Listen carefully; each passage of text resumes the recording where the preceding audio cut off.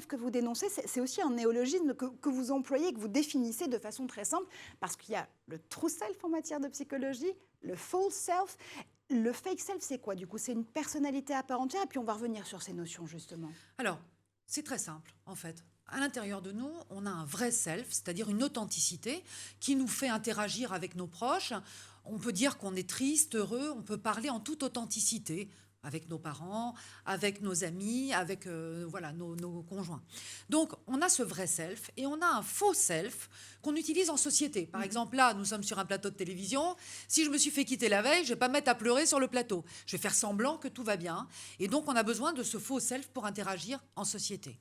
Le fake self, c'est quoi? C'est notre stratégie d'adaptation aux écrans. C'est-à-dire qu'on va aussi avoir une adaptation au virtuel, aux écrans, à toutes les interactions qu'on a sur nos smartphones. Eh bien, c'est par le biais du fake self.